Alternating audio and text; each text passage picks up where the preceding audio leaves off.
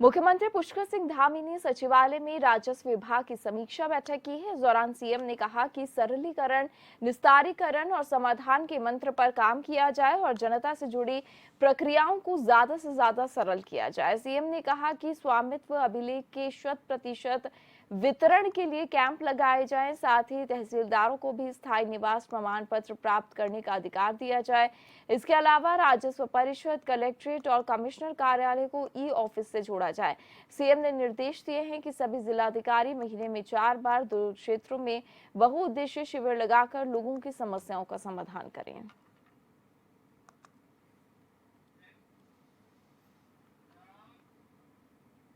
उत्तराखंड में बढ़ती आबादी के साथ साथ प्रदूषण का स्तर भी लगातार बढ़ रहा है और ये बढ़ता प्रदूषण पर्यावरण के लिए नुकसानदेह है।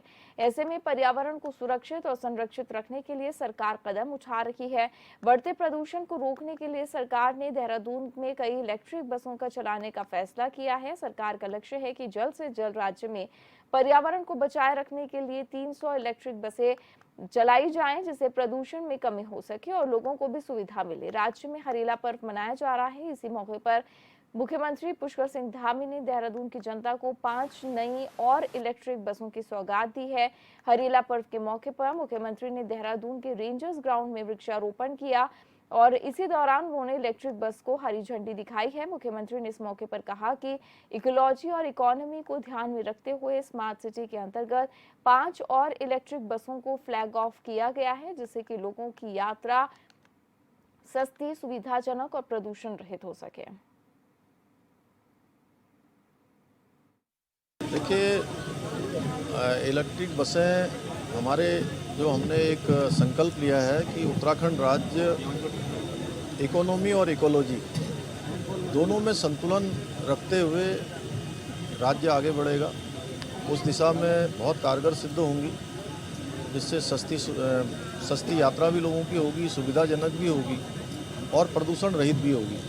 तो तीनों में यात्रा होगी और हमने साथ में यह भी संकल्प लिया है, इस बार का हमारा हरेला पर्व ये पूरा हम लोग 16 जुलाई से प्रारंभ करके इसको पूरे 1 माह तक चलाएंगे और उस कड़ी में पूरे प्रदेश के अंदर वृक्षारोपण के कार्यक्रम चलेंगे।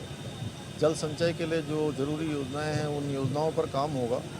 साथ में देहरादून शहर ये हमारा क्लीन सिटी और ग्रीन सिटी बने, इसके लिए एक अभियान हम लोगों ने प्रारंभ किया है। हमारे नगर निगम के मेयर गामा जी ने, उनकी पूरी टीम ने और हमारे अन्य विभागों से भी हमने कहा है कि उसमें सभी लोग सहयोग करें। पहले विधानसभा के स्तर पर एक वृक्षारोपण के बृहत कार्यक्रम होंगे, उसके बाद यहाँ के जो 100 वार्ड हैं, 100 के 100 वार्डों में इस तरह के कार्यक्रम होंगे जिसमें कि बृहद रूप से वृक्षारोपण किया जाएगा।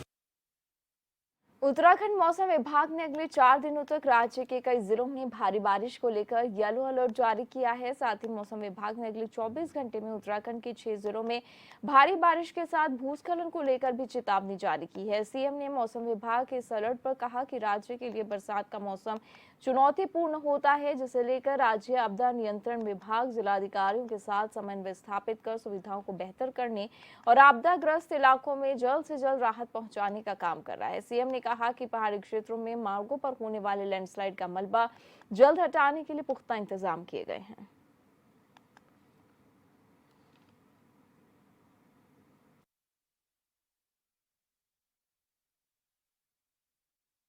देखिए, हमारे जो भी मौसम के अलर्ट आते हैं, मौसम विभाग द्वारा जो भी पूर्वानुमान बताए जाते हैं, उसके अनुसार हम लोग लगातार काम करते हैं। और इस बार पहले से ही, क्योंकि हर बार ये जो बरसात का सीज़न होता है, बरसात का समय होता है, हमारे लिए बहुत चुनौतीपूर्ण होता है, क्योंकि अधिक वर्षा होना, अधिक अतिवृष्टि होना, भूस्खलन होना, ये हमारे यहाँ की सामान्य घटनाएं हैं और इन पर हम लोग लगातार, आपदा प्रबंधन विभाग हमारा लगातार इस पर काम कर रहा है। जिलाधिकारी लगातार संपर्क में है और 24 घंटे का जो अलर्ट है वो जारी किया गया है, जिससे कि कहीं पर इस प्रकार की घटना हो तो हमारा फौरी रूप से राहत के काम वहाँ पर जारी हो सकें। साथ साथ कहीं पर सड़कें बंद हो, मलबा आ जाए तो उसके लिए भी जेसीबी है, पोकलैंड है, उसकी जो उस समय की ज़रूरत है उसके अनुरूप पहले से ही सारी तैनाती की गई है। हम लोग पूरी तरह से तैयार हैं। भगवान से प्रार्थना करेंगे कि ये भगवान जो है कम अतिवृष्टि करें, कम भूस्खलन करें और हमारे यहाँ का कम से कम नुकसान हो। मैं भगवान से ही प्रार्थना करूँगा।